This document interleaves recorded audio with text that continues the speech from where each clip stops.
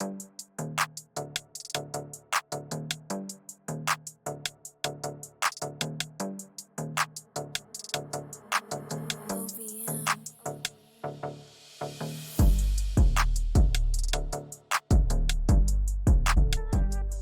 one, it was supposed to be a rebuilding year for them. That was the funny thing about South Carolina. It was supposed to be a rebuilding year. They wasn't expected to do anything. They was just expecting to reload.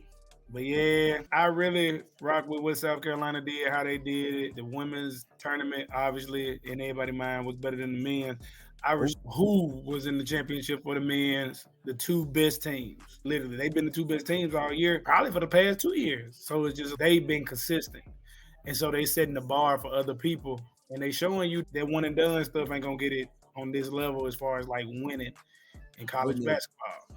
So you have to get you some guys, regardless if you get a one and done guy there, you're going to have to get some other guys around them that are core guys that got experience and that mesh well. Even though UConn did blow them out, but they did what everybody else should have been doing the whole year versus Purdue. Right. Make that man score 50. Dare him. I would have dared him. You go one-on-one with whoever they are here, you got to score 50. Score 50 to win. UConn finally made him do that, and he couldn't. And so that was the wrap. I ain't worried about the rest of y'all. I'm going to stay on the rest of y'all. I'm going to make Buddy score 50. He scored, 30? Yeah. So, yeah, he was 20 short. I take it. He was a little short. Tapping in. We got some guys in the building. What it do, fellas? How y'all feeling? Welcome to the show. Oh, they go. Hey, I know y'all see those Knicks beating up on the Boston Celtics. And how many game lead the Celtics got over y'all, though, big dog? It doesn't matter. We're not worried about that. We taking small victories, man. Small victories. Man, it's like 3 games left. Y'all can't catch them if y'all wanted to. They don't care about this game. Hey, it's okay. It's okay. Hey. But respect to y'all playing it out. Respect to y'all playing through the tape. And that's funny. Talking about college basketball. In New York, got 3 guys that played college basketball together and won. How many championships? 2, 3? It ain't over. It's gonna happen in New York at the Knicks. Brother, stop it. It's over. See. How many games y'all behind these people, bro? It don't matter. When we go into the playoffs, the slate is 0-0. It's 0-0, huh? Yes, sir. So is y'all trying to catch Milwaukee? We're not worried about Milwaukee. Giannis gonna fall apart. It's gonna be the dance show. I don't think y'all want to get that second spot because then y'all got to play Philadelphia. Y'all want that Embiid problem. No, I think we're gonna finish out the 3rd spot. You better get in the end. That's what though. 3 games left. 3 games left in the season. 102 to 73. Crazy though. It'd be like the Knicks and the Pacers in the playoffs again, like the old days. Hey, Gary, real quick, how you feel about UConn and South Carolina winning the national championship? UConn was a foregone, it was bound to happen type of thing. And South Carolina, it was pretty much, they were going to say, it's either going to be Caitlin Clark that does it and has a magical season and magical ending, or it's just South Carolina having another ass to paddle.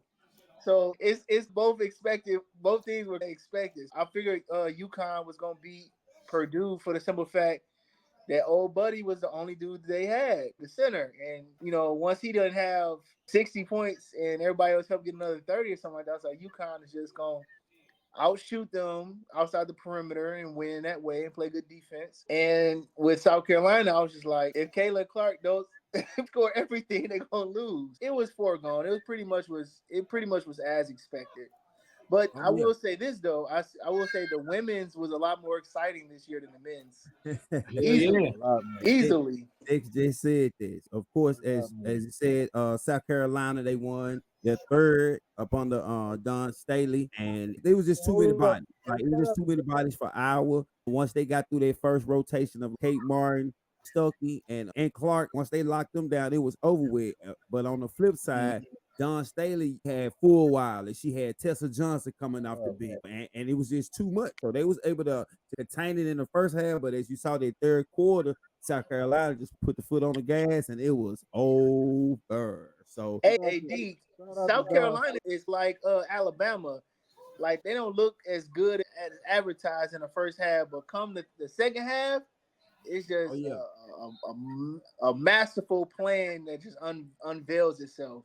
So who you think had the better overall run, UConn or South Carolina? Who was more impressive? I would kind of say South Carolina, simply because everybody knew at the beginning of the season, unless it was like a Cinderella team like a North Carolina State that put UConn out or something like that, or North Carolina that put UConn out, they knew UConn was going to be there.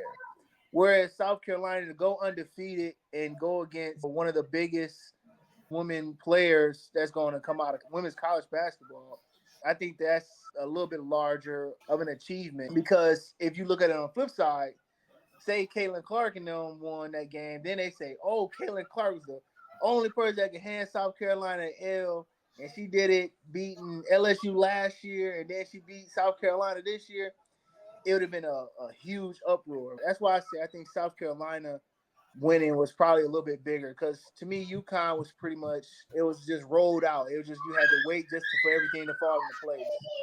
Yeah, it was nice. UConn basically just imposed their will the whole tournament, and once they got one run, it was over with. So it was hard to stop them. Everybody they went against, if you didn't outshoot them, like it was over with, and nobody could really outshoot them. Hey, Goku, what you think about the run? Who had the better run, either South Carolina or Connecticut? Talk to. What's up, man? Hey, I'm gonna say shout out to Don Staley, man. They're not getting as much props. The program itself isn't getting as many props as they should. Man, these girls, they equipped for the future. It's not just this year, man. They're only losing two seniors this year, and they're only projected to lose two seniors next year as well. So that's only four seniors in the next 2 years. So they pretty nasty, man. Like they got some bad freshmen, and that's what people is overlooking, man. These girls here are delivering right now, today, without development. These girls, man, I applaud Staley for real, especially for the halftime adjustment, the way she was able to figure out that, man, as long as we can keep Clark shooting difficult shots, we can pretty much take them out of the game because there's nobody else to worry about. True that. True that. Once they got through the Stokey girl and Kate Martin, like those are only two other options that she had. And once they would lock them down, like it was OV, and then could nobody contain Carmilla Cadoza. Like that woman right there. Yeah, she was beasting. A lot of these are some big girls, like for real, man. I was looking at the depth chart and everything, and at least half the team is at least my height, and I'm not sure at all. Yeah, they got another one, Ashlyn Watts. Like, and she the game before this, she had 20 rebounds. She's gonna be back next year, I think. So yeah, South Carolina definitely they definitely loading up the clip so they can be firing off for the next 3 to 5 years. Oh yeah. And then another thing we gotta think of is the transfer portal. Oh yeah. There may be some girls like, hey, I want to go taste some of this Don Staley water. Hey, I'm trying to get on with that. I'm trying to get on. I'm gonna say this year, I'm willing to say this South Carolina team is like one of the best in the history of women's college basketball. Oh yeah, and that goes with the UConn and the Pat Summit teams out of the college. Wiley's gonna be a problem. For sure. What? Real quick. I'm looking Wiley to go to the NBA. You're right, she just might, boy. Real quick, I want to talk to my guy about my man's old John Calipari. He hightailed it on out of Lexington a couple of days ago. So I want to see, how do y'all feel about it? Because I know y'all really be on my ass about Kentucky and all this. How do y'all think this makes the world of college basketball as far as coaches? Because a lot of people be on the students about this transferring and just getting on down. But now, as you can see, Calipari, he just, boom, jumped ship after a little bit of hard time. It's been rough these past couple of years, no doubt. And you couldn't stick it out. Hey, go ahead, Dex. You got it. Oh, I had told him earlier. I was just like, that man Hart wasn't into Kentucky, so they needed a Kentucky guy. Just like when we were down and out as far as football go at UGA, we went and got a Georgia guy because obviously Mark Richt wasn't Georgia. He was Florida. It was Florida State, Miami. He wasn't us. Yeah. So you can see the difference because Mark Richt always had talent, just like Calipari always had talent. He just wasn't, it wasn't a pride thing for him. For Kirby Smart, it's a pride thing. And you saw in 5 years, we had about 2 types. So I just feel like they need a Kentucky. Honestly, wild card, wild cat, wild pick. I would hire Rondo. He said the Juwan Howard. See, and that's the thing. He had health issues, and I ain't gonna try and down him. Because you remember that year, that COVID year, they were number 1 in the country. They're number one in the country before that COVID hit, and they probably would have made the Final Four. Like, I can't, like, he was going through some, and he had heart issues and stuff, so he couldn't really be with the squad. It's hard to say on that. I was about to say, yeah, I think that was a little bit different. A little bit, just because of the circumstances. But my regard with Calipari leaving is the man just wanted a clean slate. It's obvious some things was going on behind closed doors that everybody wasn't seeing. They weren't, like, not seeing that, oh, it's been, 8 to 10 years since we did the damn thing. What's good, man? Hey, we been doing something now, But I'm saying, like, like Final Four, the championship type now. I think it was some things said behind closed doors, and probably some of that stuff got to Calipari. I ain't gotta stay here, y'all. I recruited some talent in. Down. Don't worry about it. Talent in, and I can do this elsewhere. And then also, I believe that he honestly wants to, like I said, start fresh. But with Arkansas, that's gonna be like a clean slate because they haven't been doing that well. He'll get the full backing of the athletic director and that whole athletic boosters and everything. Like, hey, we got a great coach, and he's gonna build up this program and take it to the next level. So they man always got the back. They always give him the money. Hell, Memphis don't even spend money like that. No, I'm not saying in regards to money. I'm saying in regards to being able. A lot of people look at Calipari as he gonna get the big names to come to that school. He gonna always get the best of the big names to come to that school because he's John Calipari. And then now he really doesn't have a lot of coaches to fight against because they don't have the coach from Duke no more, the coach from UNC no more. So all the other big coaches that he would have to go against, he don't really have to go against that battle no more. But I think he's going to enjoy having that fresh start, like a fresh athletic director to go after. And then I think they said it was his homeboy or something like that. Like, it was cool or something. Moving to another area, starting fresh. I like it for John Calipari, honestly, because he's going to start getting some shooters down that come to Arkansas. They're going to be driving to Memphis every other weekend. You are, right? So I want to say every other. They're going to shoot it to Dallas, too. They're going to shoot it to Dallas, too. Most definitely. They closer to Dallas. They're going to shoot it. And Jerry down there. Hey, you go see Calipari. Oh, Calipari chilling at Turl High School, getting some recruits. But my thing, I'm not knocking him for leaving because I always know that the coaches gonna always have their way out. So my thing is, how you just gonna tarnish our brand, take us down through the mud, and now don't nobody want to be our coach? I don't nobody want to be our coach, bro. That's what I'm tripping off. I think y'all gonna find a good coach. I think y'all gonna get I honestly think y'all gonna get a younger coach, somebody that can relate more to the players. I don't think y'all gonna get another old coach. I'm telling y'all, get Rondo. I'm gonna say Rajon Rondo will be a good assistant coach. I just don't think that he'll be able to run a full program like that. That man he's running the AAU program right now. That's AAU, man. We talking about the same kids. He get it going. That's what Juwan started at AAU. That man had no college job before that. He doing that assistant stuff for the NBA. But I'm saying, see, that's assistant. Turn your way up. Rondo been an assistant coach in the NBA for the past 10 years as he been playing. Actually, he been more like a head coach. I don't know. I wouldn't trust Rondo out the gate. I would get him to be like an assistant coach. And I would get a younger guy, somebody that can relate to the players and stuff like that. How about I say what? Steve Nash old as dirt too, but I don't think he'll go down to college after coaching in the NBA. But I think they just need a younger coach, somebody that can relate to the players, like how Deion Sanders does with the Colorado players. They're losing ass team like that. But I'm saying, but younger. They're losing ass. They're a losing team, but they definitely have a better camaraderie within the community and the team. Hey, bro, fuck camaraderie, man. Kentucky just got their ass whooped in the first round again. Nobody give a damn about no camaraderie. Hey, I'm telling you, man. I'm telling you. Nobody don't care about your spirits being up. Them folks trying to win a tournament game again, bro. We trying to get back to the top. That's what we trying to do. And we done tarnished. But on the side, UConn has established themselves as an official blue blood. 6 championships, 6-0 in the championship game. That's the big thing. Because we've been to a lot of championship games, but we only got 8 of them. They done been to 6 of them. They got 6 wins. So, like I say, they really, I think they're gonna be like at the forefront of the new era coming into college basketball. Like the one and done, their era is dead.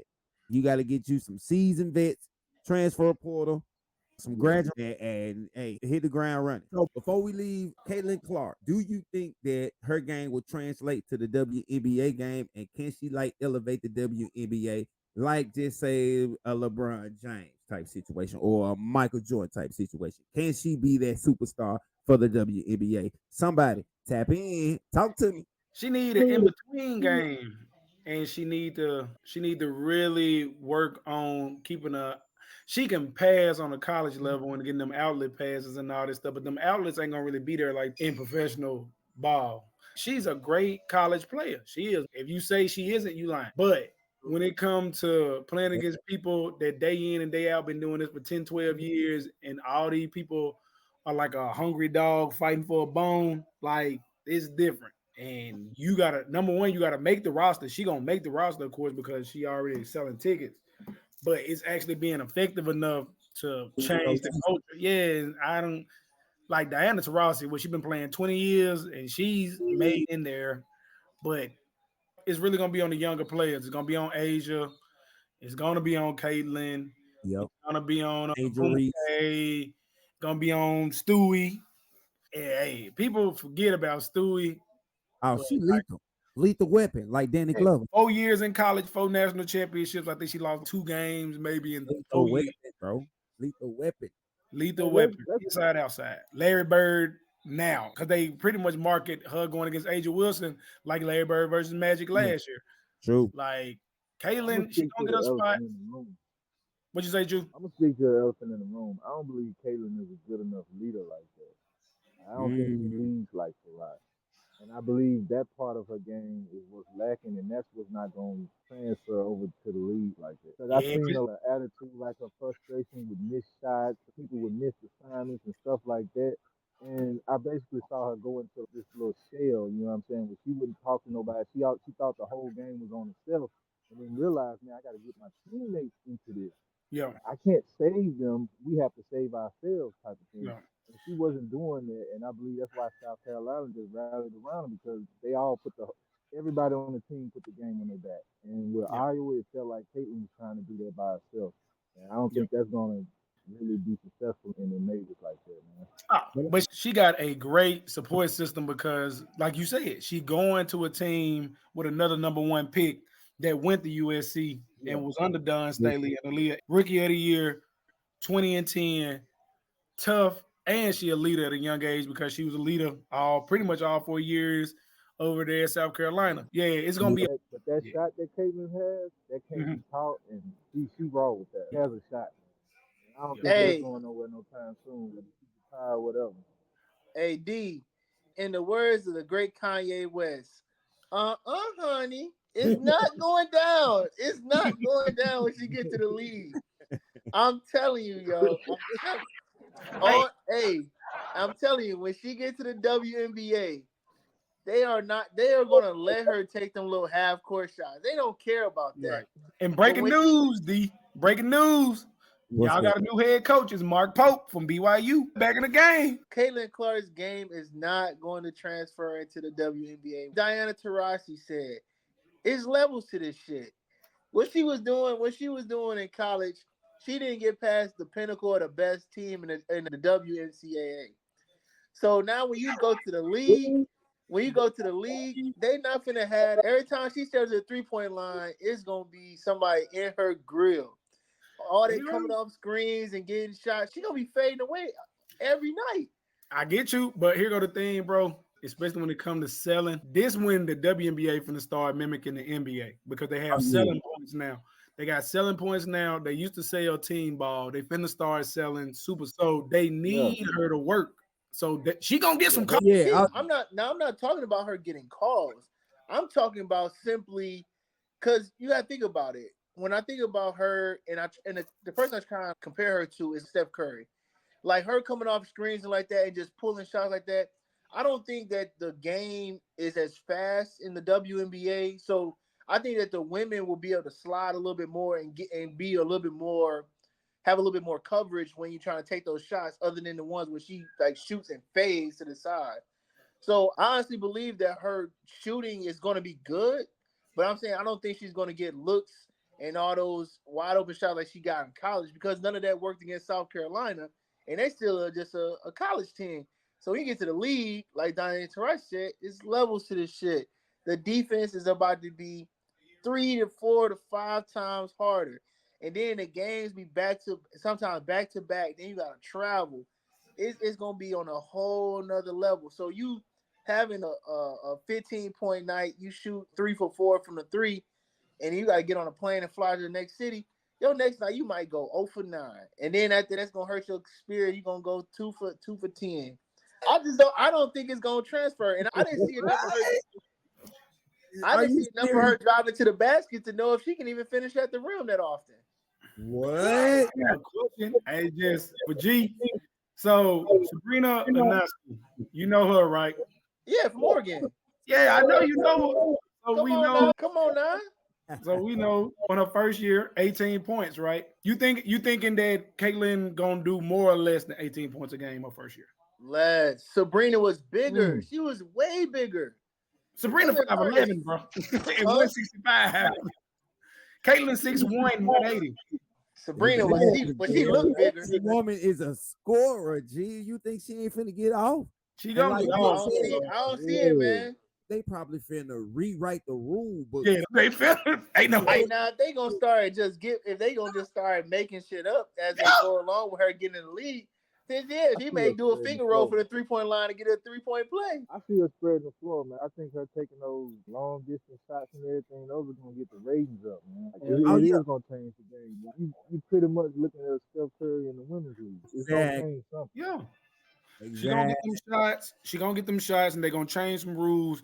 We all know they're gonna change rules because they got to, because they already selling out venues and they got to go to bigger venues and ticket sales.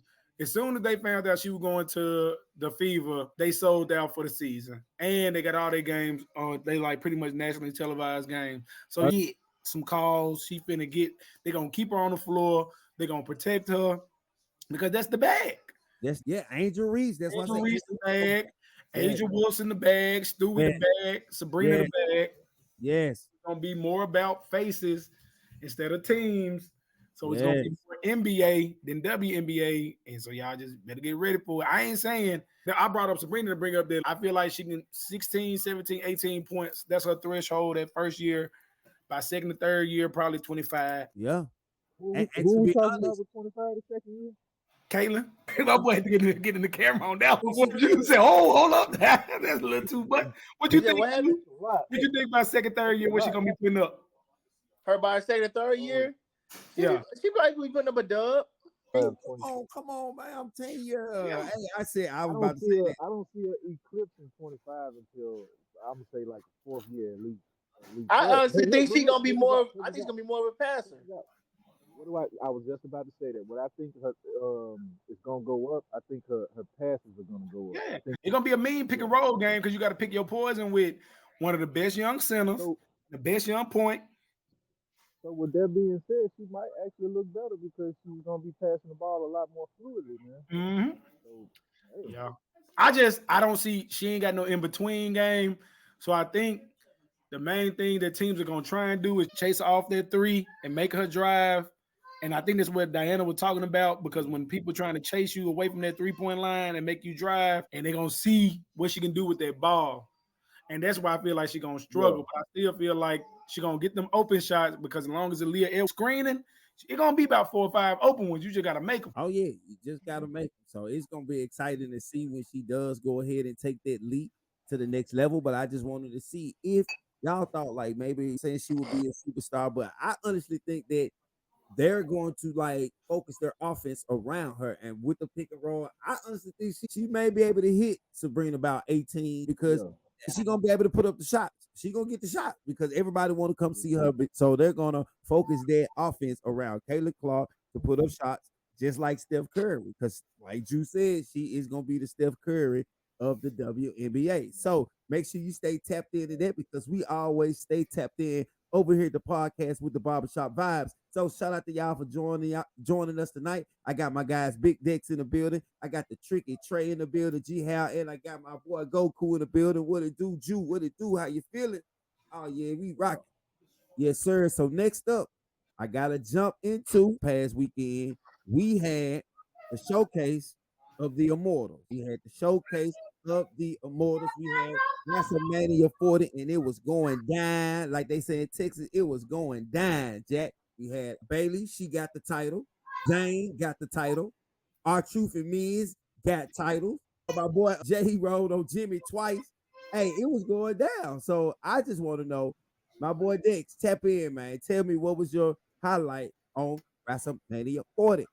Tap in.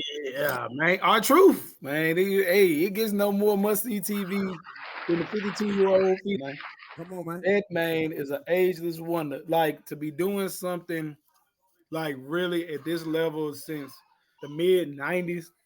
D, you remember back when he was on Memphis Wrestling, what they call him K Quick? Oh, it's just that's just real personal for me. I'm just like from the Channel 5 days of seeing that man on TV to like being a fully grown man myself and seeing him still do his thing and to finally get a moment on the main stage. Because that man, he ain't never complained. He ain't never had no attitude with nobody. You don't hear about him ever doing nothing but having a smile on his face. And so to me, that was just like a respect, a tip to the hat to him because he do whatever they ask him to do with a smile on his face, and he make it work, which is just that man is funny. Like I love Cody getting his moment and all that, and dedicating it to his pop and all that for what his family meant to wrestling because we all grew up knowing Goldust, Dusty Rhodes, Cody Rhodes, like that family been in wrestling for before all of us were even born. That whole show was just a salute to the new school and the old school, just showing respect to Paul Heyman. Like again, that's another cat from the 90s, ECW, that grimy. Yeah. It was just a tip of the hat, The Rock, Undertaker. Like it just was really old school meet new school in a great way. John Cena coming back, showing out. Like it was just all I loved it all from start to finish. And then even giving black women a spot to where they were just showing how black women can work together and be great together and ain't got to fight for no spot. All of that, like it was dope. It was dope. Shout out to Paul. That man put on a show for real for 2 days. Even had my boy Jew watching, man. Had my boy Jew watching. Hey, that song was popping most definitely. R-Truth, hey, that was dope for sure. Cause I didn't think they was gonna let. Cause when he first got up there, I was like, man, they finna knock him down, man. He went ahead and pulled it over. I was like, oh, let's go. Hey, because he even hesitated, like he was waiting on somebody to knock him down. Yeah, I was like, oh, that man, yeah, let's go. Yeah, he was talented. He's talented. Everything Dick said about him, man. Yeah, that is the truth. He has been down for a while. I be seeing for a while. Still hustling now, trying to do stuff. Get that man his props, man. Get that man his flowers, man. Like it's just so many people who like they get bitter because they can't be the star. They ain't getting the time that other people get. They not getting the stories that they want. And here you got a black guy that just, no matter what, he just keeps showing up to work. He keep on doing this thing. And they give him a small part and then he make it memorable because of who he is as a person. Like the guy is just funny, bro. He like really funny and he really talented. And it just show you like if you work hard, like because I know a lot of people hate that these days because they don't believe it. But if you really work hard, it'll come to you. It might not come when you want it to, but it'll happen for you. Oh yeah, most definitely. Because I know one guy, my man, L.A. Not stop playing. Hey, he is a superstar in the making. So that's most definitely one guy to look out for. And like I say, it was most definitely for a show. It was a show for the ages. I didn't know that they had that much support as far as like from the hip hop community, the hip hop rappers in the building, like all type of models. Everybody was like, man, all these folks really fuck with the WWE. That was the most shocking thing to me. It's like I jumped in at the right time. So man, shout out to my guys for keeping me tapped in. Most definitely. Anything else before we jump on to the next subject? We just had to touch on the WrestleMania because most definitely we did their thing. It's a new era. Shout out to Triple H. Shout out to Cody Rhodes for finishing his story too, man. Shout out to the American Nightmare. He most definitely came through. They gave us a show. Man. Shout out to Roman Reigns though, for real though, for 3 years.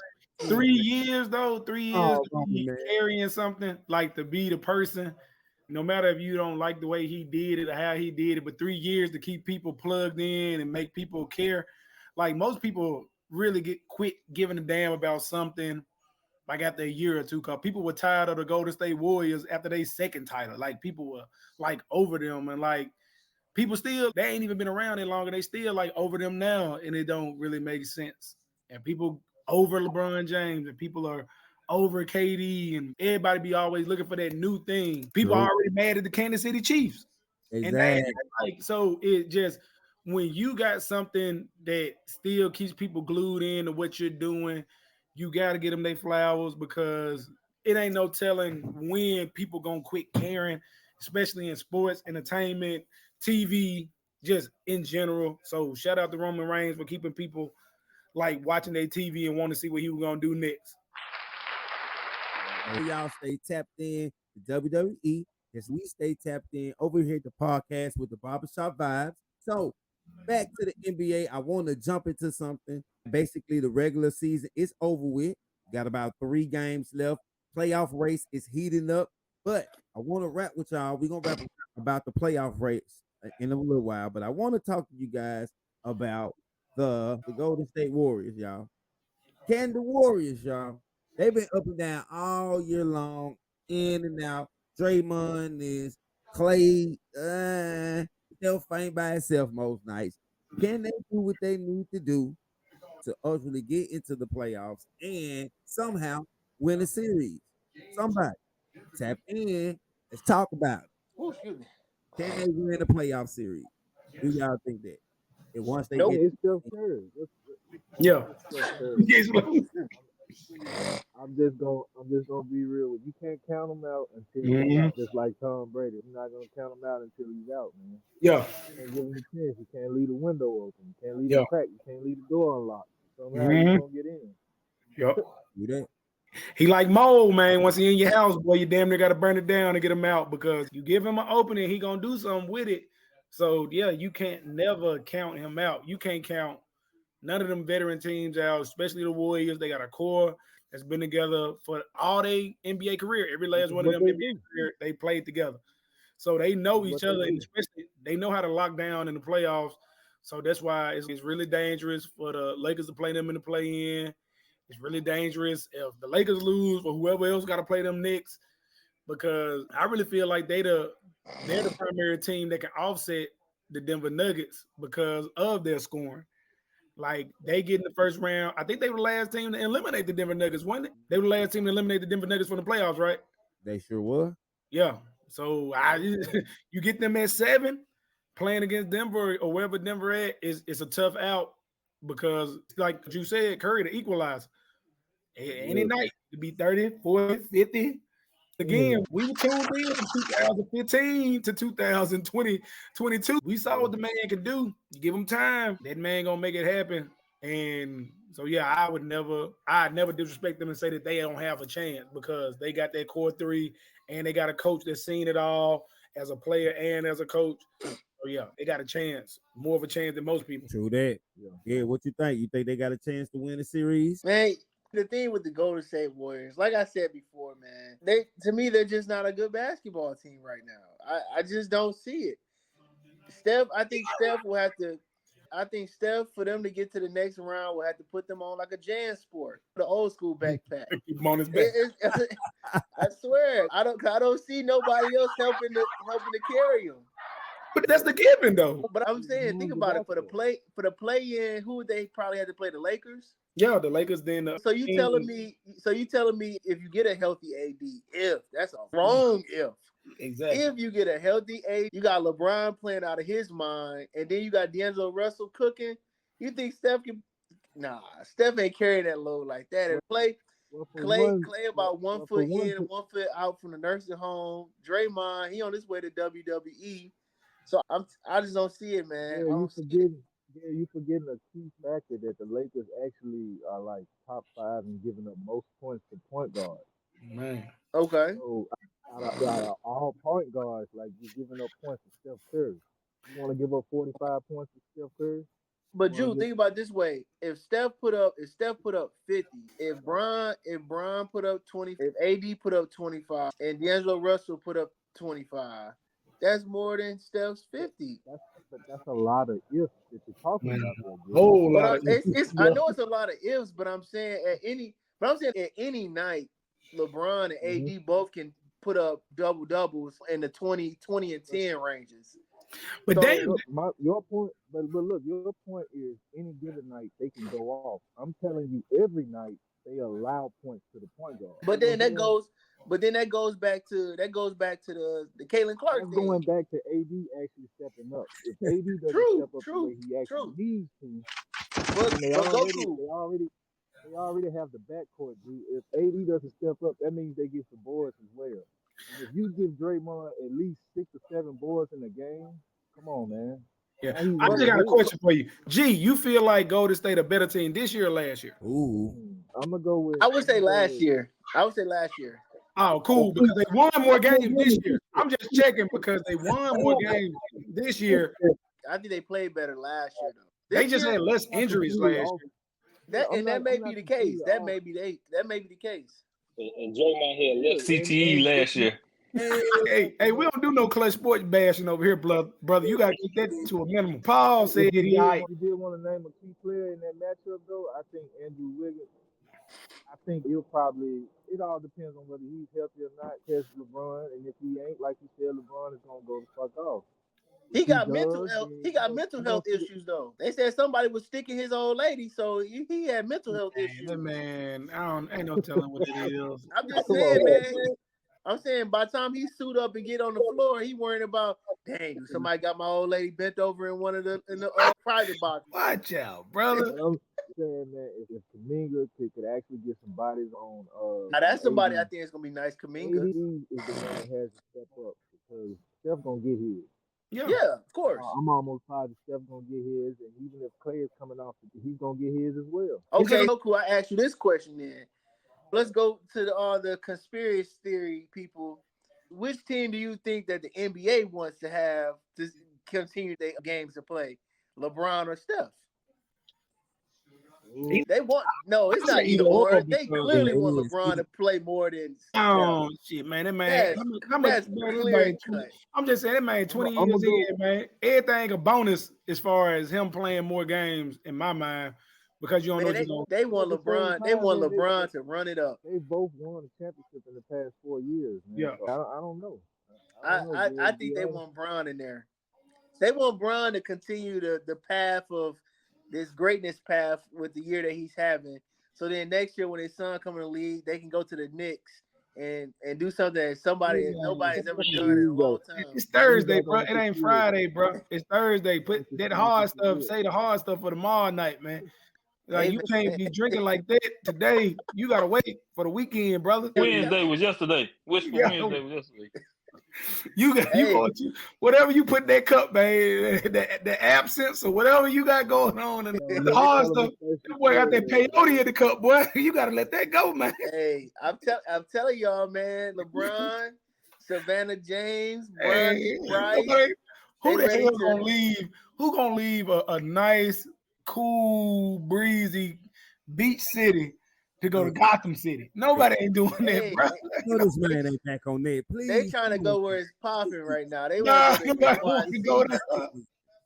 Nobody trying to stay on the Upper East Side, man. We ain't got no time for that. Hey, they trying to live in the penthouse. They trying to stay in the Trump Tower. They like to live in that estate. Hey, I'm telling y'all what God love, man. Man, no, God don't love that. God don't even want. Why you put that man name in your life? Okay, the Lord giveth the Knicks. And that's how it is. And the Lord take away the talent. Exactly. Hey, Brian will be playing in the FedEx Forum before he plays for Madison Square Garden. Exactly. Over there holding pistols with Ja. How much longer does this course stay together? Shit, I say to the end, right until the wheels fall off. If you were gonna make a decision, you should have made a decision a long time ago, Jack. Two years. It's too late now. It's too late. Right it. 2 years. I don't know how long they got left, but I'm gonna ride it till the wheels fall off when they all retire. But here go the thing: if Steph retire before the other two retire, hey, y'all gotta get up out of here, bro. I don't mean no harm. Steph retire before y'all. Hey, pack it up. I honestly think that all of them gonna get traded. You can't trade Steph Curry, bro. What? I think they are gonna get traded. I think that let's put it this way. I think that Steph is gonna request. He's gonna request a trade. Sign and trade. Okay, I can see that, but I think that they're not gonna give Clay an extension, so he's gonna be marketed. I think that Draymond. I think he may just quit basketball and just become a podcaster and do something else. And I think that Steph is just gonna be like, you know what, man? Let me test the market and see what else. They've already reduced Clay Rose to off the bench, so why do you think they won't give him a contract? Because he's gonna want some good. He's gonna want some real money. Why would he want more if he's already willing to come off the bench? Why would he want more? Because he don't want to come off. He don't want to come off the bench for a pack of peanuts and a Snickers. Man ain't trying to go to a world where he gonna lose. That man don't know nothing about losing. But this is the thing, though. I know that he said that he's willing to take less money to stay with the Warriors. Yeah. But then at some point, they're like, hey, man, all we can do is offer you a veteran minimum at this point. They're going to give him what he not. They're going to give him enough because of the loyalty. I don't see it. Not with the talent. Not with the talent that's coming in. I don't see it. I don't see them doing him wrong because I ain't seen them do nobody wrong. They're not going to do him. Me signing you to a veteran minimum is wrong. Instead of just letting you go and test the market, you never know. He may get an offer somewhere where they just need a person that just come off the bench and get him like an Isaiah Thomas. Just come off the bench and give me 12, and that's cool. He may find a team that actually needs that. So I'm saying instead of Golden State saying, "Hey man, the money's not in the works for you to get paid this amount. All we offer you is a veteran minimum." Instead of us giving you that, we'll let you request or seek a trade. That makes it fair for both parties because they like, hey man, come say and think about it. Even if you come off the bench, he's not gonna want to come off the bench for a bag of nuts and some Skittles, man. We gonna still want some money because at any point he still get injured and he still gotta take care of a family. He still got his stuff that he gotta handle. He's single. He still fucking around with them white girls. First of all, you act like that man broke. That man. I'm not saying the man broke, but he got a lifestyle he got to still cater to.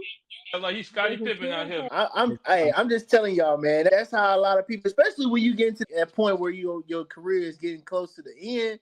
Now you get to a point where now you spending a lot more money on investment so that your money that it can go further than what it's going right now. Because he's not broke. But I'm saying anything that he got coming in now, he gonna invest in something so he had to still live the same lifestyle he lives past his time when he come out the NBA. Yeah, man. A lot of them guys, man, once they got all these notches on their belt, they really still just trying to add to it, man. Mm-hmm. You want to retire one of the greatest of all time. Mm-hmm. And when you retire, you don't want nobody just being able to argument, well, he did this, well, he didn't do this, so you still pushing it, man. It's not about the money for them guys. They already got more rings. You can tell. Whenever a guy is willing to come off the bench and he's a starter, man, he still want rings. He don't care about the money. I think he's doing it so he can put up a showcase so he can go somewhere else to have some tape. Because you damn sure can't get no tape on how good you are right now if you're sitting on the bench. He started last night. Hey, Goku. I ain't never seen a third string running back send some tape off to a team they want to transfer to. He go to a team where they stink and he can be the first running back and get some tape. Then he can say, all right, it ain't working out here. Then he got something to ship out. He got no tape. He got hell, how Eckler got on. Hey, that's what I'm trying to tell you. I think that Clay right now is trying to give his name some validation for other teams to say if the Warriors don't sign you an extension or give you the contract you want, you have options. Whoa. Clay Thompson does not need validation, my boy. Don't fuck around, don't get that man no contract. Man, you diving out the window for fucking Clay Thompson. Are you serious right now, dude? Hey, what? I ain't got to put nothing on tape. Hey, what? I hope them 4 championship rings, my boy. This is all the tape you need, cuz. Run me my bag. You see what I did? I'm coming back into my AD, like you were just talking about Calipari and what you was doing with your Dallas Cowboys. What have you done for me lately? No. Hey, 2 years ago? Hey, man, you still got on the goddamn New York Knicks. How long ago was they in the finals? Hey, I stay prayerful with my Knicks hat. Bro, Calipari won in 2012. Dallas ain't won since I was in the fucking 6th grade, nigga. Yeah, so what have you done for me lately, bro? The Warriors just won 2 years ago, 3 years ago. Okay. Hey, but I'm saying, has he been the same since those 2 or 3 years? He's gotten older. Y'all thinking that I'm saying he's slow. I'm not saying that he's slow. I'm saying that he still wants to be able to get paid the money he wants to get paid, even if the Warriors are not the ones offering it. That's what I'm saying. I'm not saying that the dude is garbage. I'm saying that he's not James Harden, man. You talking about him like say he's James Harden or something, man. No, that's I'm James saying, Harden still want a supermax contract. He's not gonna want a supermax contract, but I'm saying, say he goes to the Warriors and say, "Hey, I want a 3-year, like $8 to $12 million contract." They're like, "Nah, they ain't in the cards. We looking at 4 to 7." But if he has that film and everything of him killing right now or coming off the bench right now, then he has options. It's like, I want to seek a trade. So then other teams will see, oh, Clay still got a little juice in the tank. He's still coming off the bench, putting up about 10 to 12 points. The best catcher. He one of the best catch and shoot players of all time, Gary. All time, boy. All time, but he's getting older. He gonna get. That is his primary game. Bro. But I'm saying, yo, he's getting older. Y'all are saying it's like he still does this now.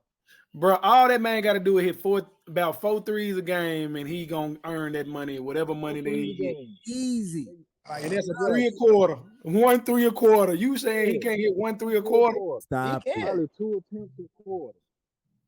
Stop it, Gary. That man gonna let you keep on tarnishing this man's name like that, man. Make sure you are tapped into the top.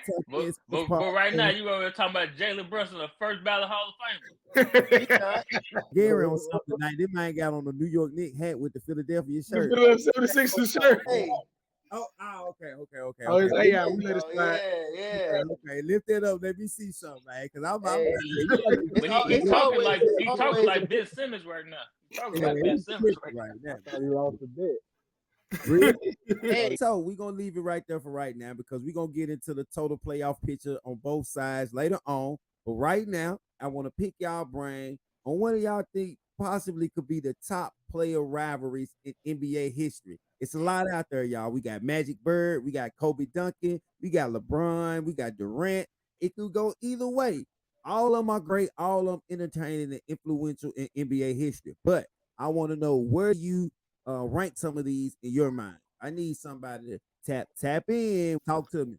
The only one I see on here that really is a rivalry because they was in the same conference is Kobe Bird and and Duncan. Bird and Magic only played like 3 times in the postseason. Like 3 times in the postseason, they only saw each other like twice in the regular. But Kobe and Tim Duncan for 20 years, yeah, they saw each other at least 4 times a year. If they didn't see each other in the playoffs, and they was we going through each other to get to the final. Most of their conference finals was like the final. Especially when Kobe was hooping with Smush Parker. Knicks, Pacers, 90s. Reggie about to fight everybody. Knicks versus the league, man. The Knicks versus anybody in the 90s, boy. They was, man, Knicks versus Heat. They were, the boy Van Gundy was biting my boy Morning on the kneecap. Stephon Marbury, Allen Iverson, Kobe Bryant, Kerry Kittles. That's who it was. That's who it is right there. Kobe. Ray and Kobe. Yeah, it was just a lot, especially them 90s guys. It was one-sided though. It was like Ray more so had something towards Kobe. Kobe didn't really give a fuck about him. It was one of those things.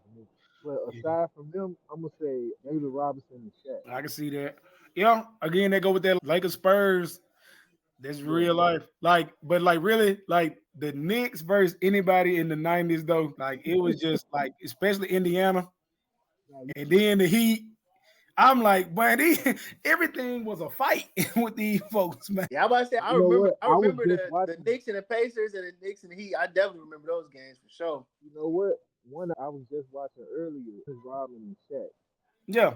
They got into it a lot. Yeah. They got into it a lot. That goes back to the Pistons or the Bulls. Like, it was just, a lot of them cats was really just, it was like a dog, hungry dogs fighting over a bone, man. Because you didn't know where your next meal was coming from, where your next contract was coming from. Them folks was stingy with the money back in the 90s. So everything was heated because everybody was fighting for a job. One that's no longer, we won't see this no more, but Rondo and Chris Paul. Yeah.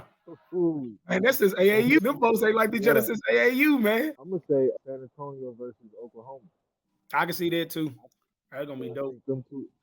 I said that and Wemby gonna go at it for a Oh while. yeah. They ain't got no choice. They But got to see each other. you They in know the same division. somebody else. If they actually get on the starting roster, I believe they'll have a good rivalry too with Obo. Bobo, yeah, man. I'm I trying to see. I think Memphis versus Minnesota will be a good matchup. It'll definitely will. It's gonna be a lot of good stuff in the future because a lot of these young guys are proving themselves to be stars. I think a rivalry that a lot of people like they pay attention to because of they draft, they trade Trey and Luca, but both of them are underperforming, and so you can't really get it because they both on different conferences and neither one of them really making it to the finals or nothing like that right now. But everybody keeping track on what Trey doing and what Luca doing. Of course, Luca right now he in the lead, but Trey was in the lead when he had made it to that conference final that time and was known as the Ben Simmons meltdown. And since then, Ben ain't been the same since he went to Atlanta. There's gonna be some good rivalries in the future, but like Kobe versus Duncan, the Spurs versus Lakers, or the Knicks versus the league in the '90s. That's me. That's my thought. Yeah, most definitely. Can I ask you a question? Go ahead. Which area y'all think had the better rivalry? The 90. Go with the 90s. 90s. Definitely '90s because again, them cats was fighting. I don't even think they was worried about basketball. I just think they had a point to prove to somebody. Yeah, like that, Like I was listening to Kenya Martin on Gil's Arenas the other day. That man said he never forgave Karl Malone for hitting Zeke in the head and making him bleed in the '80s. yeah, So when he came in the yeah. league, the first thing he wanted to do was get the Zeke lick back. I said, how you going? You still mad about something that happened a whole decade before you was drafted. And that man said he was ready for Carl to swing on him when Carl didn't swing on him. Oh, this the tough guy? Oh, I'm the tough guy now. So like we all see the '90s in that way because all them cats they always made themselves out to be big and bad, which they proved it because they were going at each other. But yeah, They mind being the rivalries villain. in the '90s will never beat a That's what it contestant. was. Right there, They didn't mind being the villain in the 90s. Nowadays, everybody wants to be the Captain America or whatever. Yeah, the hero. Everybody want to be clean. Yeah. That's where the money come in these days, Jew. If you keep that slate clean, you can make more money. But Yeah, because in the '90s, Barkley had his "I'm Not a Role Model" campaign. Dennis Rodman had his Worm, Bad Boy. Mom had that. Karl Malone had his bad boy persona. It was okay to be bad because they were getting paid for it. Now everybody worried about the marketing dollars. And True. that's why I was telling people, I was like, man, Josh should have dived on that gun shit. I would have got me an NRA promo deal. And stop playing.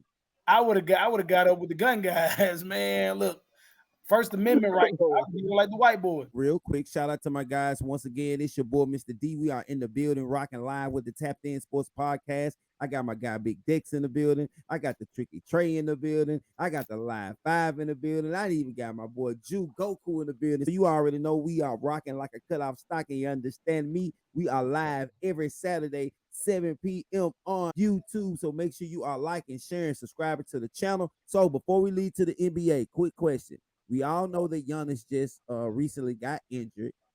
Does that injury affect the Bucks long term? Somebody talk to me. He said he only gonna miss like the rest of the regular season. Okay, so on a scale of 1 to 10, how worried should there be about their playoff chances? What chances? They should be worried a lot. Shit, ever since Glenn became the coach. You know what I'm saying? They gave up on the playoffs as soon as they put that pen and paper on Glenn. Oh Like, man, I don't. No, for real, bro. Yeah. It just seemed like the man sabotaged Adrian Griffin's job to get it, and that ain't right. So I ain't with it. And that team just keep on falling through the cracks. They making the wrong moves at the wrong time. They're not playing together. They look more confused now than they did at the beginning of the year. And yeah, I don't. None of it fit. Yeah, them getting rid of Holiday was the worst decision. That was the worst decision. Yeah, it's just stupid because Drew ain't even got no issue with coming off the bench. And my thing about it is you had a guy that would give you his all every night and they were gonna be there and he was a team player and he want to win and you got rid of him because you thought you was getting better. I think Dame is good, but I think Dame came from he gotta have the ball all the time. He came from a team where he had to do it all. So he wasn't used to coming to a team that had, people in places that they supposed to be to do stuff. Now he's trying to get used to the team game. Because I'm about to say, when Dame was in Portland, his best player was what, McCollum? Yeah. That was about it. He went through the Greg Oden phase and everything. So I know he was like, hey, man, I know I got a jam sport this bad boy. And he was like, no, we got LA out there for a minute. You know what I'm saying? Who? Yeah, LA had LaMarcus Aldridge for a minute. Yeah, he did. Yeah, okay. Roy for a minute before Roy got hurt. They were looking good. Hey, was it that what was it? That was it 2011? Was that his last? That was the last time all three of them were together, right? Was it 2011? Yeah, because I think Aldridge ended up going to San Antonio. Yeah, Aldridge left. Dame was still there. Roy got hurt, and that was it. Run though, 2012. Yeah, but I still think Dame had that "it's all on me" mentality going to Milwaukee. Even though he knew he was going there with Giannis and had Middleton and everything, he still has to get acclimated to. I ain't gotta be all on me. I ain't gotta score 40 a night. I can actually pass the ball and people are gonna make some shots around me. Yeah, I don't fuck with Glenn over there. I've been told y'all how I feel about Doc Rivers. Y'all be doing my boy Glenn. Hey man, Doc Rivers. Glenn Rivers. Hey man, ain't Dr. J. He ain't nowhere near. He the doctor. He ain't Dr. Dre to be with Ed Lover here. Man, what? He ain't Dr. J, Dr. Dre, He the doctor of sabotage. That's it. That man calls Adrian Griffin his job, bro. That's all. That Milwaukee's gonna lose in the. I think they're gonna lose in the first round. Yeah. So business. They gonna play. They gonna play Philly. Yeah, either Philly or Miami. I think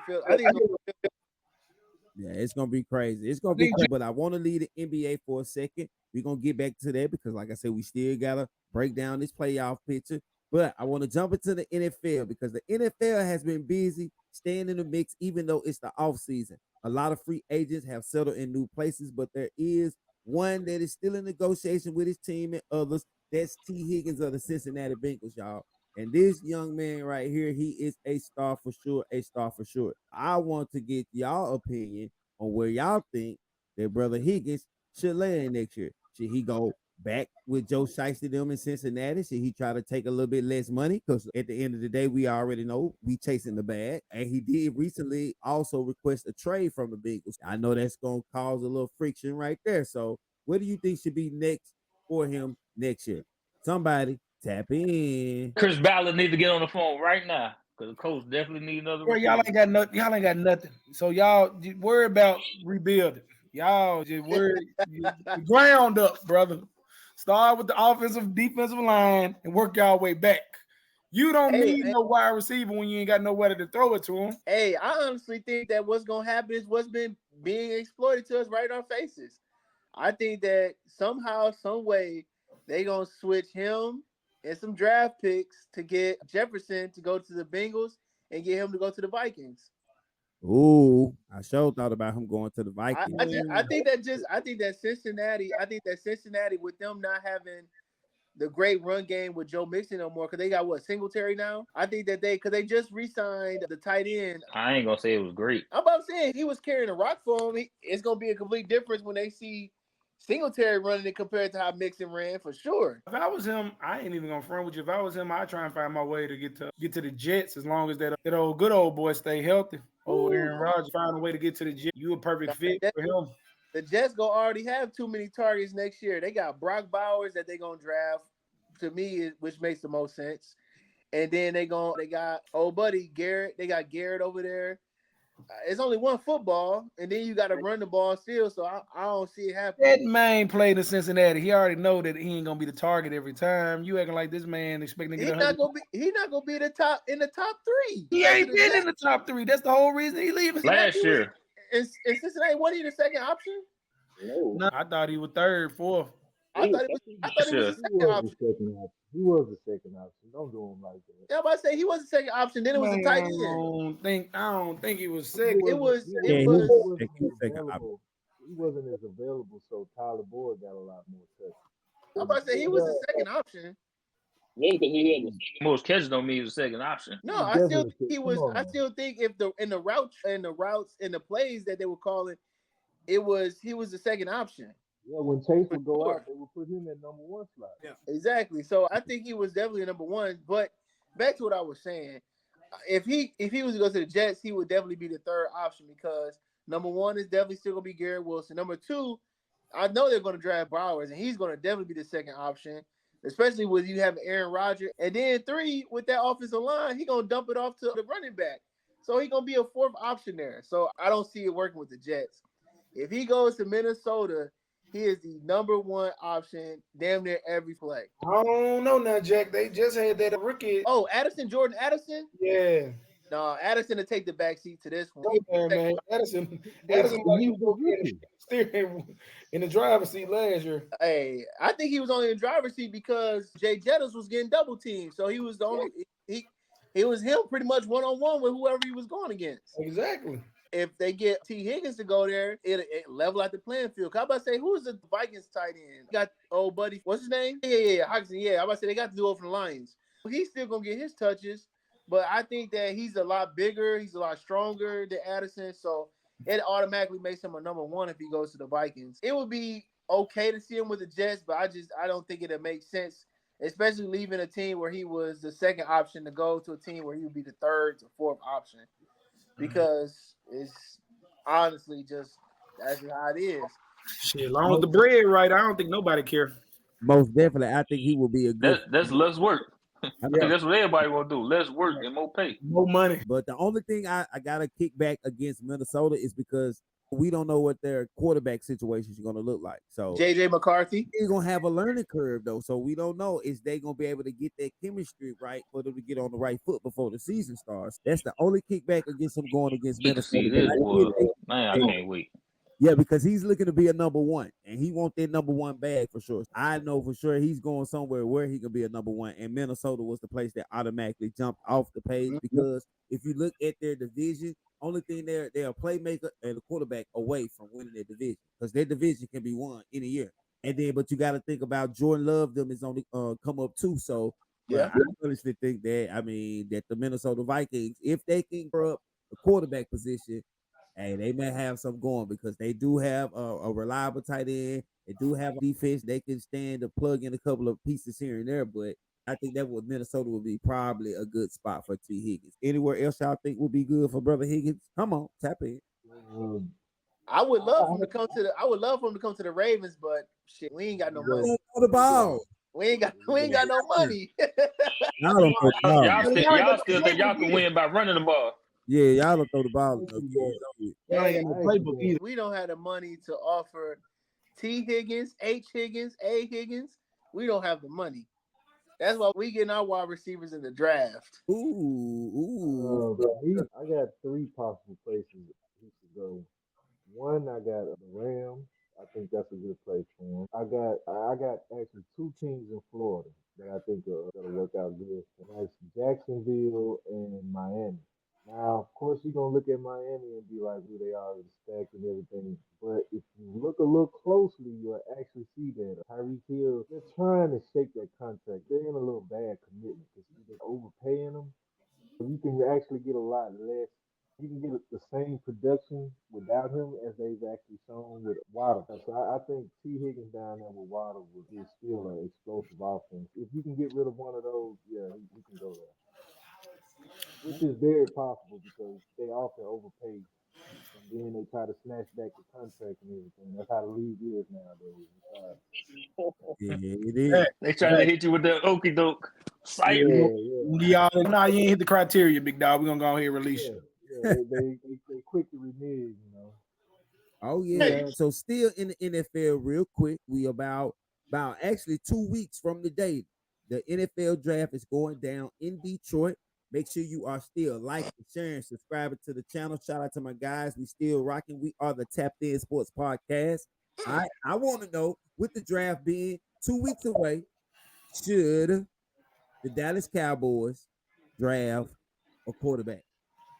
Somebody. No. McCarthy. Nah, y'all still out.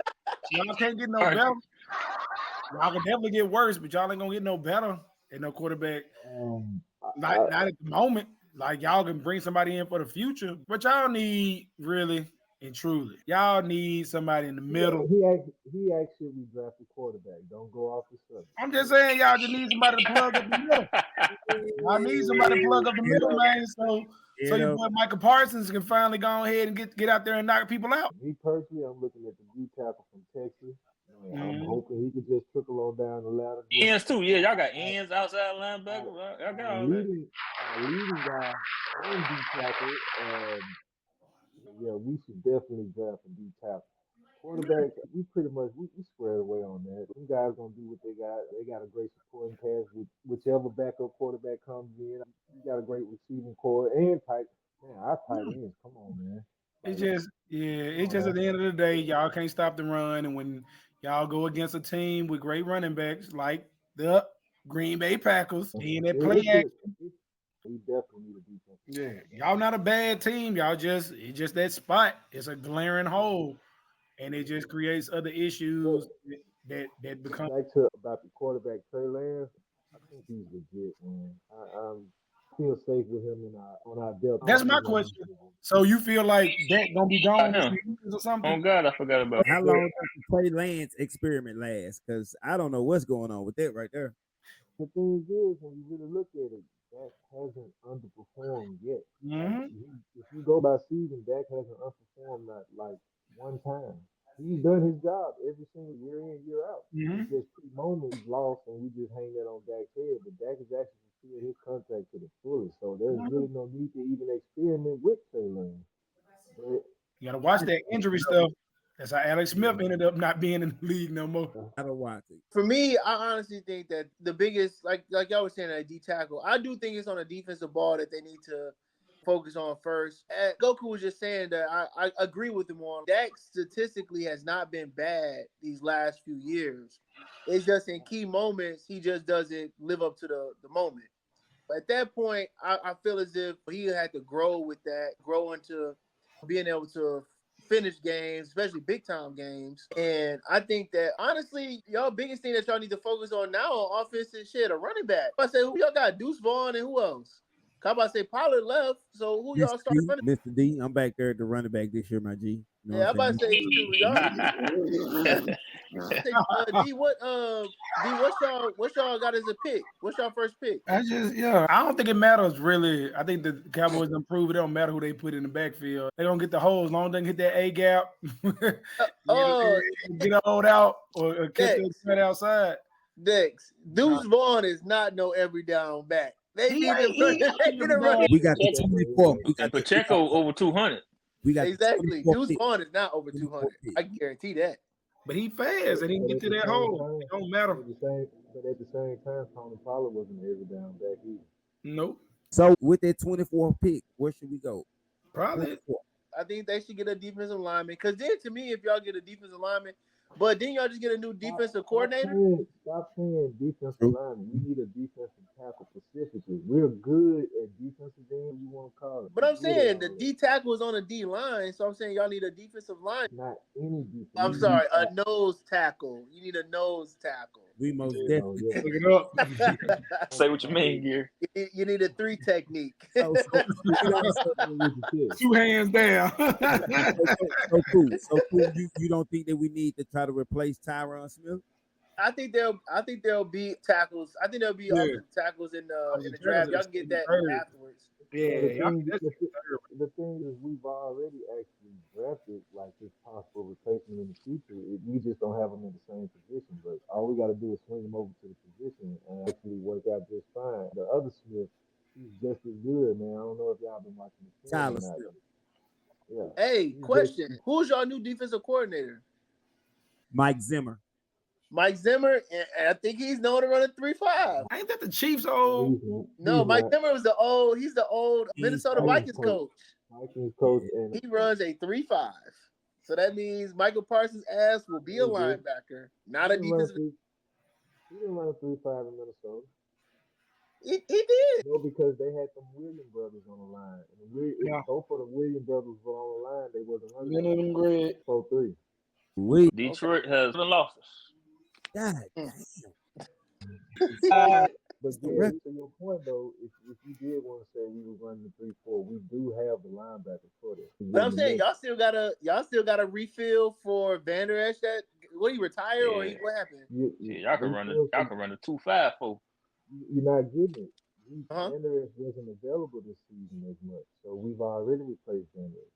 A lot of these guys, we've already replaced them before they leave. If you pay attention during the season, you'll see certain guys get more playing time. Us trying to replace them. Same thing with Smith. If you look at Tyron Smith, stop missing him at a certain point, and we just start putting other guys in there, so that when he finally left, he can go. We used to it now. Oh yeah, Mike Zimmer. Yeah, he does a 4 down. He does a 4 down lineman. I could have sworn I thought he ran like a 3-4. I just gave you an example when I said the Williams brothers. So, in order for both of them to be down on the field at the same time, it was too deep top. That's crazy, boy. That's most definitely something you need to be tapped in. But once again, the draft is 2 weeks away, y'all. So we talking about what the Cowboys should pick. But I want to ask y'all a question about the draft. Everybody already got Caleb Williams locked in. But is Jaden Daniels actually the better pick at number 1?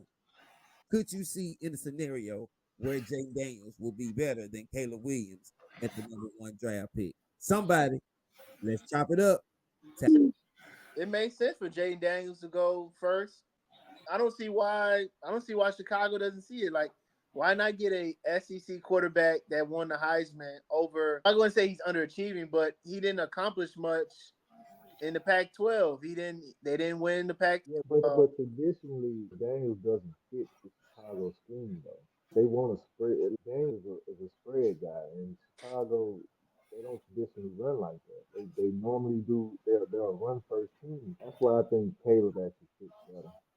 But I think the excitement about Caleb is that he can improvise on plays that are broken.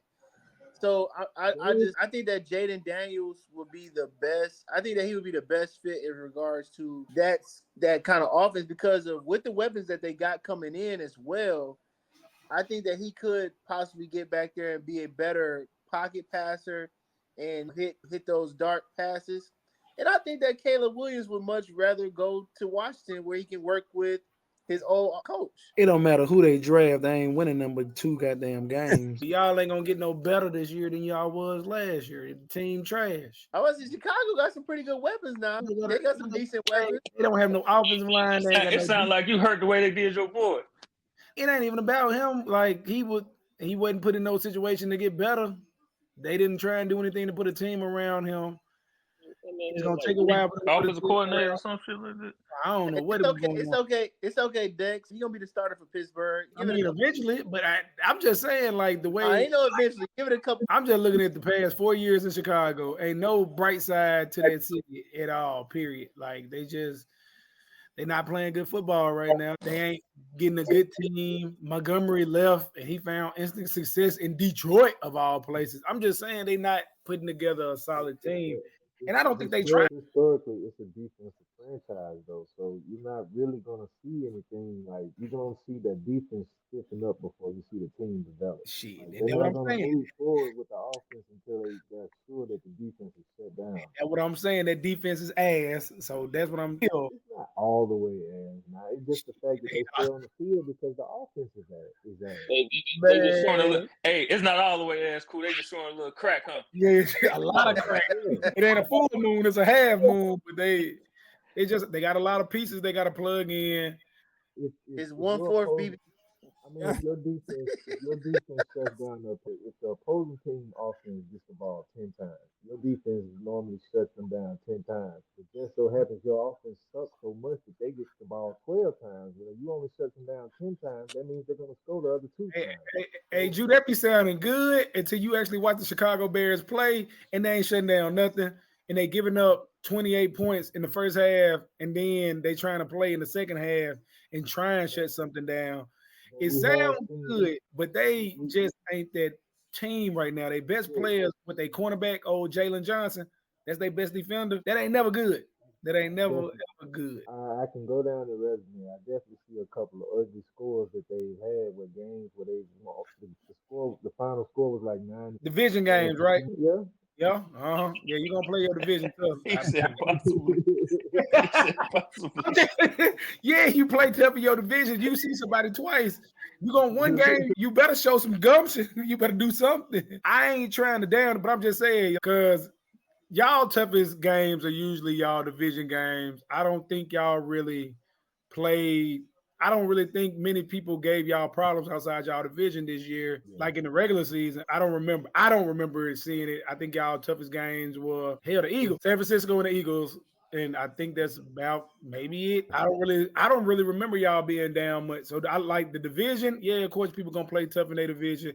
And again, the NFC North was pretty ass this year. So Detroit won it. So that to me that shows how ass it was. But I have to say that Detroit was bad. Detroit was better than usual. Jordan Love is on the come up. Get hurt. Yeah. Yeah, Jordan come up. Speaking of Jordan Love, they played the Eagles the first game of the year in Who y'all think win that game? Y'all think Green Bay can sneak one out? I believe for sure. Them losing, I think them losing. Two captains, bro. Yeah, two captains. Yeah. You lost two key voices, and you just residing on talent alone. Talent is cool, but if you've already lost your locker room guy the year before that in the secondary with Slay. Bradbury is not a real good motivated team guy type of guy. It's just the way they look out. Yeah, the way they look out. They look poised, and that was the thing. Jordan Love, he took his lumps early, and then he came on late. He showed that he can fit that bill and be that guy. And it's just gonna be a good time to watch football this year because I think a lot of teams are gonna be on the rise. I think Green Bay is one of them.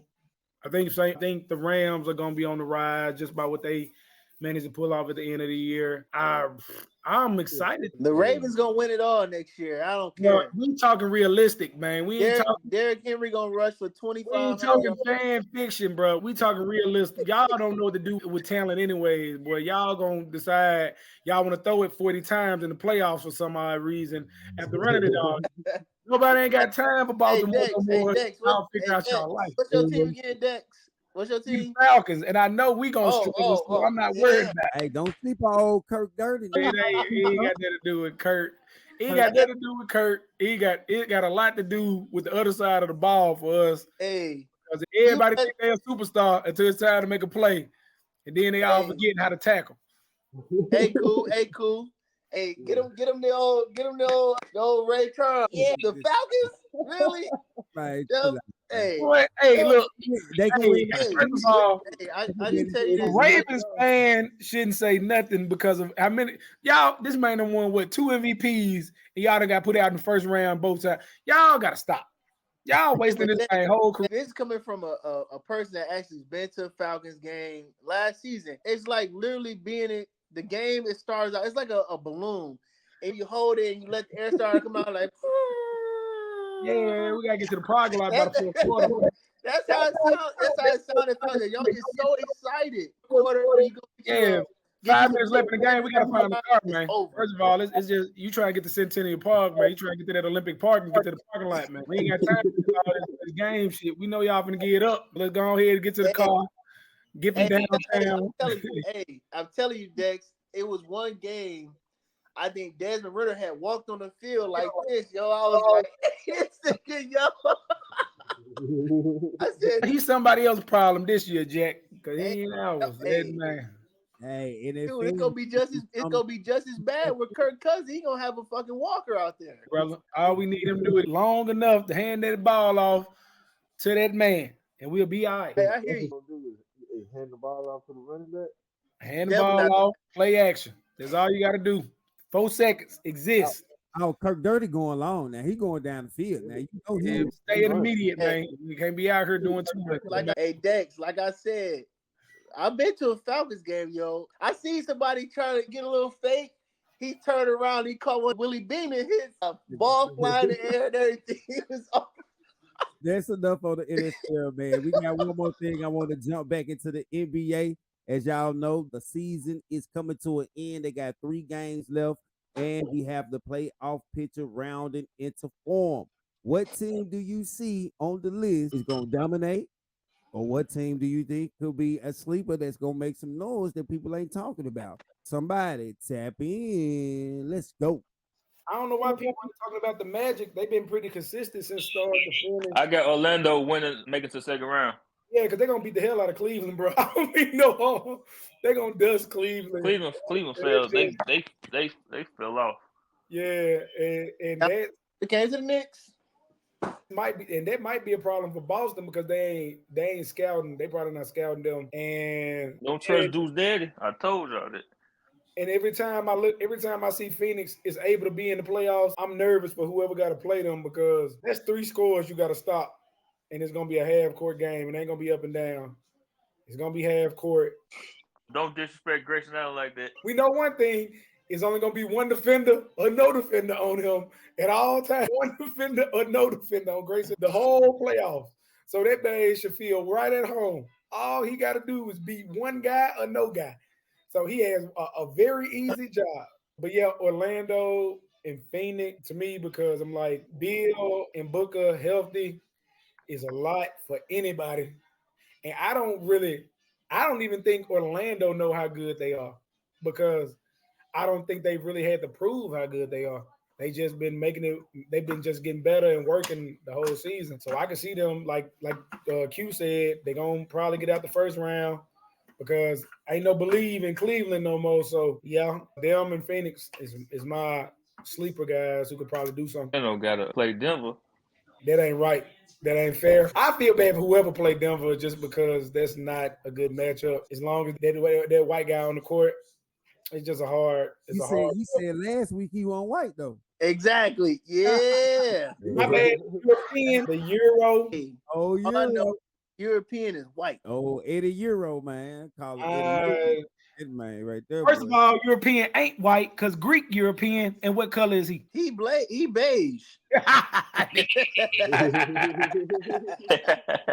said my nigga beige. Hey, man. There's more black guys from France than it is them white ones. The whole French team black. Hey, them niggas ain't French. They dog too. They dog.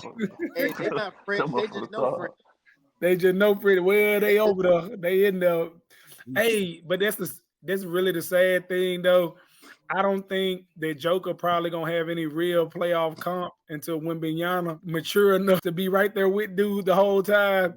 Then that's gonna be entertaining as hell. It's gonna be real entertaining. Joker gonna retire his prime for that. Honestly, the team that I think that's gonna make a little noise in the playoffs, I honestly feel is gonna be the 76ers. Yeah, I can see that too. I think it's gonna be the 76ers. It's gonna be the Pelicans. I think Zion. They gonna dust them. I think Zion is gonna be like, "Hey, y'all making fun of me. I'm gonna show y'all who getting off for real." And he gonna go crazy. He got their innuendos. I was so sick of this, man. The matchup that I'm looking forward to is on the west side, the 4 and the 5. I'm looking forward to the Clips and them old Mavs, boy. We already know Luka. He want to get back, man. For them, he want to get back. I got somebody this time. He brought old brother Kyrie, man. We got our lie on this side this time. Lakem Salam. We coming with the God right now, man. The only thing I'm dunking out here, I'm doing numbers. Dallas needs some inside presence, man. I don't know if Gafford's gonna do that. Hey, look, in the playoffs, Luka in bag down mode, brother. Everybody clear out. I'm putting them on my back, whoever it is. I feel bad if it's old James because he's finna get bagged down like Shaq. That man finna bag that man. It's over with. We putting him on the back now. Gonna bag him down. Kyrie gonna come do what he gotta do. Kyrie need to show that man some LeBron tapes, even though he ain't that fast. But get to them spot moves and leave me open. Hey, man, just get out there. But, yeah, I understand what you're saying, Drew, because they don't have any big guys. Gafford, he ain't bad. He just still undersized. He a 6'9" center. So that ain't really helping much. What y'all think going to be the championship? What y'all think it's going to be? I think Boston versus Denver, and I think Denver winning 4-1. I got the Knicks versus the Timberwolves. We know you doing fairy tales again, brother. First of all, hey, look here, man. Timberwolves. You've been simming on 2K again, man. In the NBA Finals. what my guy say, you never get nowhere. Smoke of the pipe, my G. Put that down, dude. Tell you, man. That man said the Timberwolves. Hey, be fucked up. He said the Timberwolves in the finals, and it actually happened. He gonna look like he know what the fuck he talking about. Man, he out here guessing like be hella injuries. The Monstars must gonna take everybody else's talent. Hey, I'm an expert, man. I'm telling you, it's some knowledge behind what I'm talking, man. I'm telling you, look on the East real fast. Look at the first two teams. Number one, Boston. I know Porzingis is due to get hurt. It's only a matter of time. He's gonna get hurt. God forbid, I don't want him to be hurt. But that's the thing. If he get hurt, Horford start. Horford got the experience. That's fine. Hey, that's fine. But I'm just saying, Boston's gonna have some injury issues. Milwaukee, I think they just not going. They don't have the cohesion to pull off moving around to the next round. So that's why I picked the Knicks to go. Okay, quick question. Your team been injured all year, and you saying somebody else? So huh? Nigga here. Boston putting up 50 points, and you talking about team cohesion? Hey. No, our other players is doing well too. DiVincenzo and Hart is Boy, y'all had and then you got McBride. Y'all had McBride starting at power forward. That's a 6'4" point guard. And you talking about injuries, my boy. Hey man, has Anunoby played 3 straight games in a row yet? He's still coming off injury though. Okay, yeah. So he gonna be I'm telling you, he gonna be ready. He gonna be ready come playoff time. Watch. Yeah, how you know? We're gonna have everybody back except for Randall. That's it. Watch. How you know? Y'all been injured all year. Hey man, I'm an expert, man. The Knicksology is flowing through my veins. Yes, man. Hey, I know it's flowing through yours over there, Dex. I know it's flowing through Hey, yours. LeBron, all right, but I ain't worried about him. And the Grizzlies ain't in the mix this year. We fighting for our life in the draft. So we trying to see what we can scrape up. Oh, your team's the Lakers? It's the Grizzlies, but I'm a LeBron fan. Oh my God. They so ash. You might as well name them Delicious. Man, and the Lakers, what's that say by their name? Oh, P.E. Oh, okay. I was just thinking about it. They're gonna be all right. I said, I got the Knicks. They're gonna be all right. I got the Knicks versus the Timberwolves in the championship. It's cool that you're gonna play a good 2K on that jump, big dog. You're gonna be able to play 2K real well on that jump. Hey. I got Boston. Nah, my boy. I keep telling y'all, Boston is gonna do exactly what they've been doing. Get all this hype, all this excitement, and then get right to the games where they need to win and lose them, and they're gonna get put out. I think the inexperience in OKC is gonna catch up with them in the playoffs. I do agree with that, Jew. I definitely agree with that. And it all depends on how healthy SGA is. If he's not, dealing with any type of nicks and injury and like that, like he should be good to go.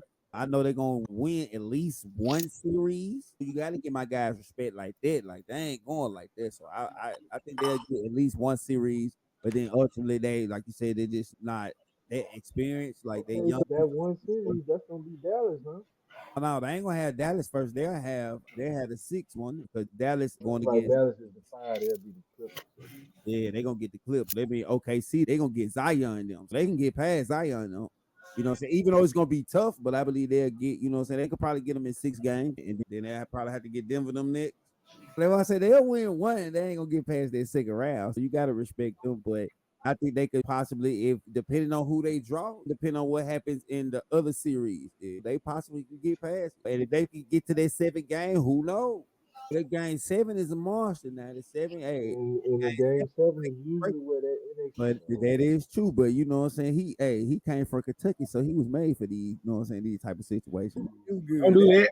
You do good. Don't do that. Yeah, don't do that. You know how did they bring that full circle? But y'all, the Boston Celtics head coach took y'all through in the NCAA tournament as a player. Shout out to Mark Pope, new coach of the Kentucky Wildcats, man. Hey, we gonna jump on board with you, man. We gonna rock with you. We gonna roll with you. Hopefully we can get a win next year. You know what I'm saying? Hopefully anybody can get to the tournament and lose to a 14 or 15 seed. So hopefully you can get, you know. Let's see what that pipeline still here now. Now that is going to be the question. What type of players he can recruit and if the name of Kentucky can still draw these cats in. So that is going to be the interesting thing. But if we can get Reed Shepherd. I got something for you, Dex. I was just looking up some information about the teams that you like, and this is the first thing that popped up. Hey, I'm gonna really enjoy when y'all get put in. Go Indiana Pacers, man. Let's go, Halliburton. Let me go on Hallie. Hey, Once again, man, I want to thank my guys for coming out tonight. This has been the Tapped In Sports Podcast. Shout out to my guy Big Dicks in the building, the Tricky Tray in the building. I got the Live Fire, and of course, I got my guy Goku in the building. Jew. Anybody got anything they want to say before we get up out of here? Everybody remember, use code Tricky Tray. You get $3 towards your next fantasy picks, man. I'm your pusher, man. Everybody shout out to my guys. Make sure you are following us on all social media platforms. And as I always say, live your life. Never let them live it for you. Bang.